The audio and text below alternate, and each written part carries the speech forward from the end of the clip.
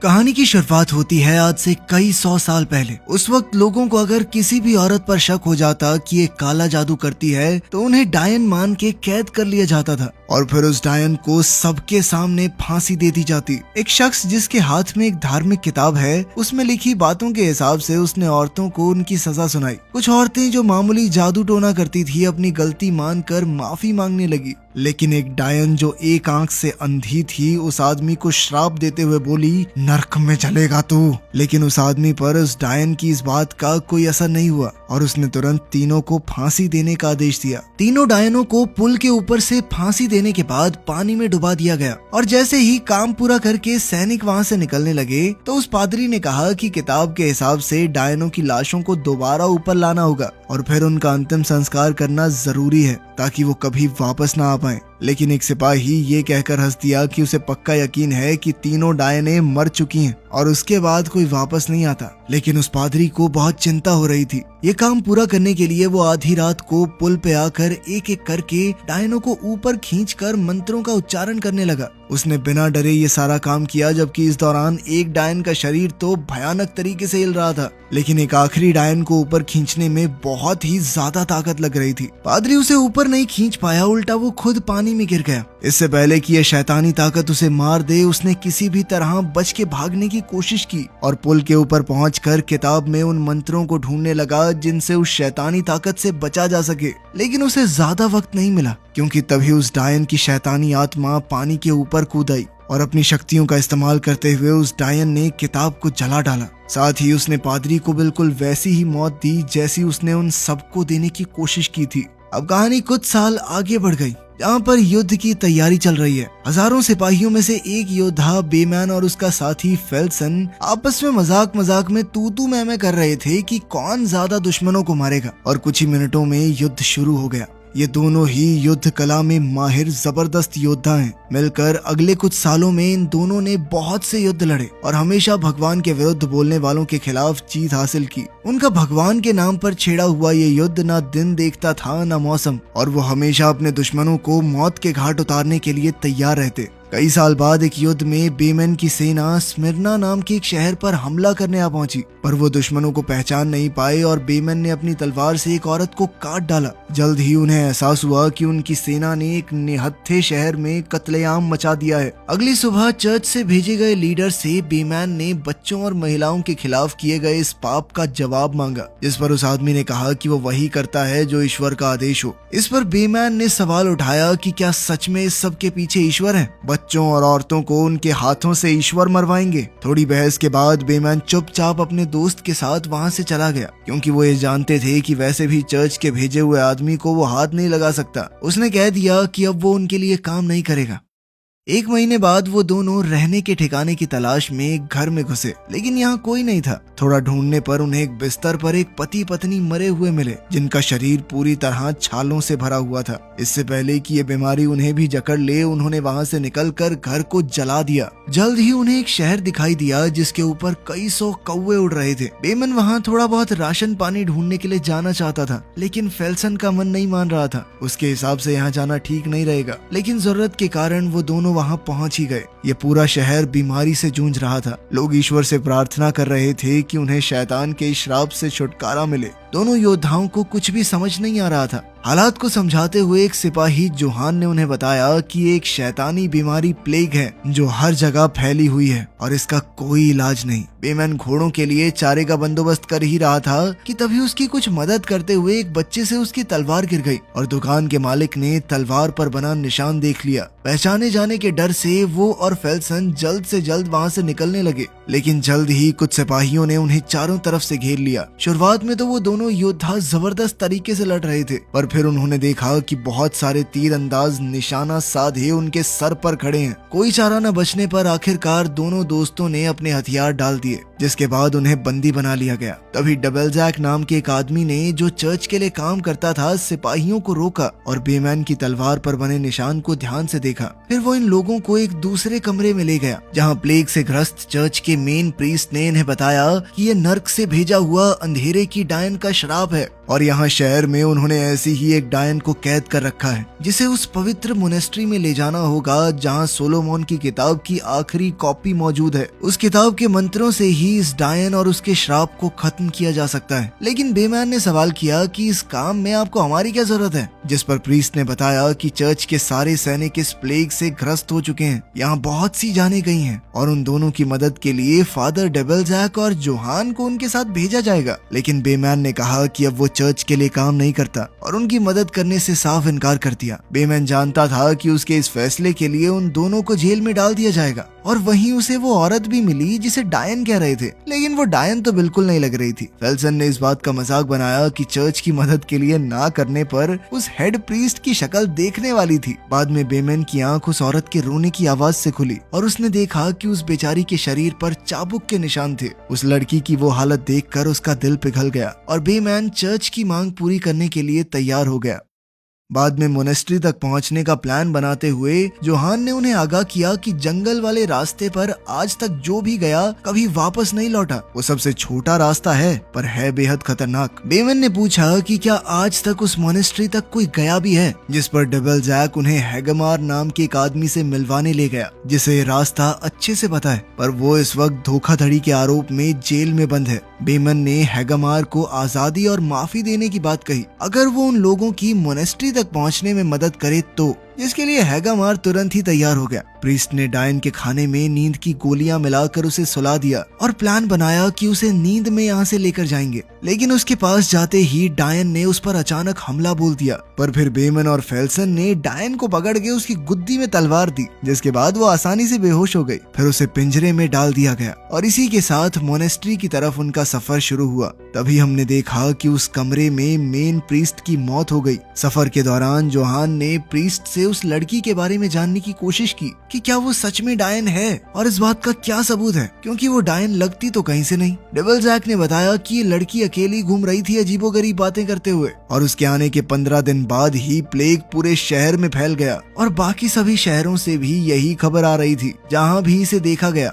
इस पर जोहान ने प्रीस्ट की बात को गलत साबित करते हुए कहा कि मेरे गांव में तो ये लड़की कभी नहीं देखी गई, फिर वहाँ प्लेग कैसे फैल गया। वहीं बेमन और फेल्सन को शक हुआ कि कोई उनका पीछा कर रहा है और इस घुड़सवार का पता लगाने के लिए उन्होंने जाल बिछाया। जल्द ही उनका पीछा करता हुआ वो आदमी जाल में फंस गया। उस जवान लड़के ने अपना नाम के बताया और कहा कि वो भी उन्हीं की तरह एक योद्धा बनना चाहता है। अगर वो मोनेस्ट्री तक जाने वाले बेड़े में शामिल होगा तो लोग उसे बच्चा समझना छोड़ देंगे। इस बात पर फेल्सन हंस दिया और कहा कि बच्चे चला जाए यहाँ से, जिस पर के ने उसे तलवारबाजी के मुकाबले के लिए ललकारा, जिसके बाद फेल्सन उसे सबक सिखाने के लिए तैयार हो गया। वो तलवारबाजी में एक माहिर योद्धा था जिसने कई युद्ध लड़े थे। इसी वजह से उसने के को बुरी तरह हराया ताकि उसका घमंड चूर चूर हो जाए। लड़ाई को बीच में ही रोकते हुए बेमन ने कहा कि इस लड़के को अपने साथ ले चलो, वैसे भी ये काफी बाहर आ चुका है शहर से। सूरज ढलने पर बेमन जब उस लड़की को खाना देने आया तो उस लड़की ने उसे बातों में उलझाकर अपने पास बुलाया। बेमन ने उससे पूछा कि तुम्हें चाबुक से इसी प्रीस्ट ने मारा है क्या, जिस पर लड़की ने हामी भरते हुए कहा कि मैं मरना नहीं चाहती।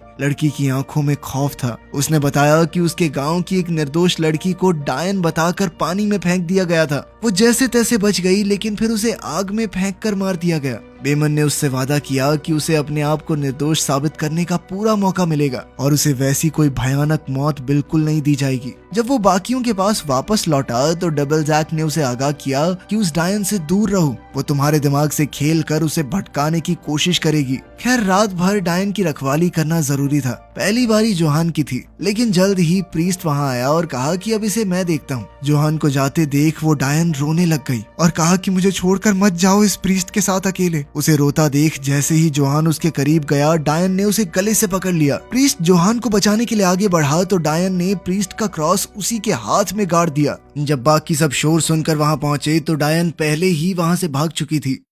डायन को ढूंढते हुए वो एक गांव में पहुंचे जहां एक भागती हुई औरत उन्हें दिखी, लेकिन जैसे ही वो उस तक पहुंचे तो पता चला कि ये तो कोई और थी। अचानक उन्होंने किसी और को दूसरी दिशा में भागते हुए देखा तो सब ने उसका पीछा किया। वो एक पतले से रास्ते में पहुंचे जहां एक छोटी सी भूल भुलैया थी। वहां पर कई लोगों की लाशें एक साथ पड़ी सड़ रही थी। ये लोग शायद इस बीमारी से ही मरे थे। वहीं दूसरी ओर जोहान को अपनी मरी हुई बेटी की आवाजें सुनाई दे रही थी और वो उस आवाज का पीछा करने लगा। जब वो आवाज तक पहुंचा तो वहाँ कोई और नहीं बल्कि के था। के ने जोआन को जगाने की बहुत कोशिश की, लेकिन जोआन उसे लगातार अपनी बेटी के नाम से पुकार रहा था और डरते हुए के ने उसकी छाती में अपनी तलवार दाग दी। जब सब लोग वहां पहुंचे तो के ने उन्हें पूरी बात बताई। उधर फेल्सन को वो डायन लड़की मिल गई जो अभी भी भागने की कोशिश कर रही है। पकड़े जाने पर लड़की ने कहा कि वो बहुत डरी हुई थी इसीलिए भागी। प्लीज मुझे उस मॉनेस्ट्री में मत लेकर जाओ, वो मुझे मार डालेंगे। लड़की को दोबारा से कैद करके सभी आगे बढ़े। अगली सुबह सब ने जोआन की आत्मा की शांति के लिए प्रार्थना की,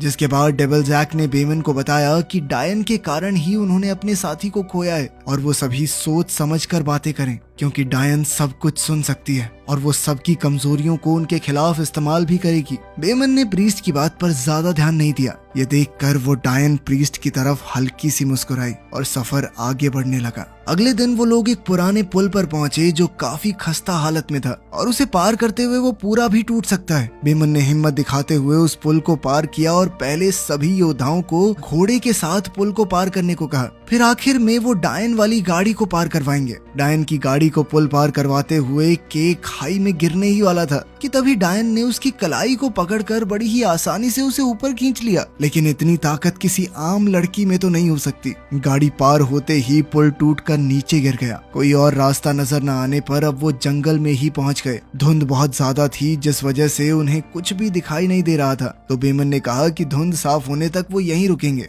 हैगामार अपने हथियार से डायन को मारने के लिए पूरी तरह तैयार था, क्योंकि उसे डर था कि अगर ये जिंदा रही तो कोई नहीं बच पाएगा। लेकिन बेमन और फेल्सन ने उसे रोक दिया। तभी डायन ने भेड़िए की आवाज में चिल्लाना शुरू कर दिया, जिससे भेड़ियों का एक झुंड उनकी तरफ आने लगा। झुंड जैसे ही पास आता गया, बेमन ने सबको लड़ने के आदेश दिए और उन्होंने मिलकर सभी भेड़ियों को मार गिराया। दूर से भेड़ियों की आवाजें अभी भी आ रही थी, इसीलिए उन्होंने वहां से निकलना ही बेहतर समझा। लेकिन जाते हुए अचानक हैगामार पर एक भेड़िए ने हमला करके उसे घोड़े से नीचे गिरा लिया और फिर वहशी भेड़ियों ने उसे घेर कर बेरहमी से नोच खाया। ये भेड़िए नॉर्मल तो बिल्कुल नहीं लग रहे थे। अगली सुबह बेमन ने डायन को जान से मारना चाहा। प्रीस्ट ने उसे रोकने की कोशिश की, लेकिन बेमन ने उसे धक्का देकर हटा दिया। पर फिर फेल्सन ने उसे समझाते हुए कहा कि वो पहुंचने ही वाले हैं, अब वो मॉनेस्ट्री दूर नहीं है। अपने काम को अंजाम देने के लिए उन्हें थोड़ा सा सब्र रखना होगा। जल्द ही वो मॉनेस्ट्री पहुंच भी गए। के ने एक छोटी सी जगह से अंदर घुसकर सबके लिए दरवाजा खोला और प्रीस्ट सबको पूजा घर की तरफ ले गया, ये सोचकर कि वहाँ उसके साथी प्रीस्ट मौजूद होंगे। लेकिन वो बीमारी यहाँ तक भी पहुँच चुकी थी और मोनेस्ट्री में मौजूद सभी लोग अब बस मरे पड़े थे। डेविल जैक हिम्मत हार कर ईश्वर से दया की भीख मांगने लगा। तभी बेमन ने उसे रोका, क्योंकि एक प्रीस्ट अब भी जिंदा था। किताब की तरफ इशारा करके और भगवान का नाम लेते हुए उसने भी दम तोड़ दिया। डेविल जैक ने किताब देखी और बेमन ने उससे पूछा कि क्या तुम ये मंत्र पढ़ सकते हो। जल्द ही वो शुरू करने के लिए पूजा घर से बाहर आए। तभी वो डायन अपनी पूरी असलियत स्वीकारते हुए कहने लगी कि सालों से चर्च ने उसके लोगों को मारा है और अब वो बदला लेकर रहेगी। प्रीस्ट ने जैसे ही मंत्र पढ़ने शुरू किए, डायन ने उसके हाथ में हुए घाव जो डायन ने ही उसे दिया था उसे और दर्दनाक बना दिया। बेमन उसे रोक पाता इससे पहले ही डायन उसके बारे में ऐसी बातें बताने लगी जो उसे पता होने का सवाल ही पैदा नहीं होता। ये जानकर कि वो लड़की डायन नहीं बल्कि पूरी तरह शैतान का रूप है, डेविल जैक ने दोबारा से मंत्र पढ़ने शुरू किए, जिसके बाद उस लड़की ने बहुत भयंकर रूप ले लिया। पिंजरे में आग लगाकर उसने सलाखें तक पिघला दी, जिसके बाद शैतान आजाद हुआ और प्रीस्ट की तरफ बढ़ने लगा। कोई भी उसे रोकने की ताकत नहीं रखता था। डेविल जैक ने पवित्र जल से उसे भस्म करने की कोशिश की, लेकिन ये शैतान अब पंखों वाला दानव बनकर उड़ गया और मोनेस्ट्री के अंधेरे कोने में छुपकर गायब हो गया। उन सब ने मिलकर अब शैतान को पकड़ने के लिए प्लान बनाया और बेमन ने के से कहा कि तुम्हें लड़ने की जरूरत नहीं है। लेकिन के पीछे नहीं हटा और वो हर हालत में मरते दम तक लड़ना चाहता था। उसके इस जज्बे को देखकर बेमन ने उसे एक योद्धा घोषित किया। अब चारों उस ओर शैतान की खोज में निकले और इस वक्त वो सोच रहे थे कि शैतान पूरे सफर में कभी भी भाग सकता था, लेकिन उसने मॉनेस्ट्री पहुंचने का इंतजार क्यों किया। अब उनकी जान खतरे में है, क्योंकि जिसने भी शैतान को मारने की कोशिश की, शैतान ने उसे मौत के घाट उतार दिया था। बेमन ने रास्ते में प्लेग से हुई प्रीस्ट्स की हालत को देखा। पूरे रास्ते में बस लाशें ही लाशें थी। मोनेस्ट्री के बाहर काले बादलों से निकले उड़ने वाले जीव फैल गए और उनमें से एक मरे हुए प्रीस्ट की लाश में घुस गया। तभी डेविल जैक ने देखा कि सभी प्रीस्ट उस जादुई मंत्रों वाली किताब की कॉपीज बना रहे थे, ताकि किताब के शब्दों को ज्यादा से ज्यादा फैलाया जा सके और सभी शैतान से लड़ सकें। बेमन को समझ आ गया कि शैतान को सुलेमान की किताब चाहिए थी, तभी वो डायन बनने का नाटक कर रहा था। ताकि उसे हर उस इंसान के पास खुद ही ले जाया जाए जिसके पास वो किताब मौजूद थी। तभी शैतानी आवाज लाइब्रेरी में गूंज उठी। सब उस तरफ गए और पाया कि अब वो लड़की पूरी तरह भयानक शैतान में बदल चुकी थी और वो शैतान उन सब का शुक्रिया करता है उसे यहाँ तक लाने के लिए। जैसे ही डबल जैक मंत्र पढ़ने लगा तो शैतान हमला करने लग गया और किताब की सभी कॉपीज को आग लगा दी। अब तक सभी प्रीस्ट्स की लाशें गायब हो चुकी थी और जल्द ही वो अंधेरे से दोबारा जिंदा होकर उन पर हमला करने लगे, क्योंकि अब वो शैतान के वश में थे। वो हर तरफ से आ रहे थे, कुछ छत पर उल्टे चल रहे थे। डबल जैक की जान जाते जाते बची और बेमन को समझ आया कि प्रीस्ट्स का सर काटने के बाद ही उनके अंदर का शैतान मरेगा। उधर डबल जैक मंत्र पढ़ने में लीन था और सभी योद्धा प्रीस्ट से लड़कर अपनी जान बचा रहे थे। तभी एक प्रीस्ट ने फेल्सन पर पीछे से हमला किया। फेल्सन ने उसे मार डाला लेकिन खुद भी घायल हो गया। डबल जैक को बचाने वाला अभी कोई नहीं था और जैसे ही वो किताब के पास गया, शैतान ने बुरी तरह उसकी गर्दन मरोड़ दी। उसी पल प्रीस्ट की मौत हो गई और जैसे ही शैतान किताब उठाने लगा, बेमन ने पवित्र जल उसके ऊपर फेंक दिया, जिसके बाद शैतान ने गुस्से में बेमन की गर्दन पकड़कर कहा कि वो इस किताब का हर एक कतरा मिटा देगा। फेल्सन ने शैतान पर पीछे से हमला किया, लेकिन शैतान ने उसे अपने पंखों में समेटकर राख कर दिया। जैसे ही वो दोबारा बेमन की तरफ बढ़ा, के ने मंत्रों का उच्चारण शुरू कर दिया और वो क्रिया को दोबारा से पूरी करने में लग गया, जिससे शैतान को बहुत गुस्सा आ रहा था। लेकिन बेमन शैतान को घसीटते हुए दीवार तक ले गया और 2 खंजरों से उसके पंखों को दीवार में गाड़ दिया ताकि वो हिल ना पाए और के अपनी प्रार्थना पूरी कर सके।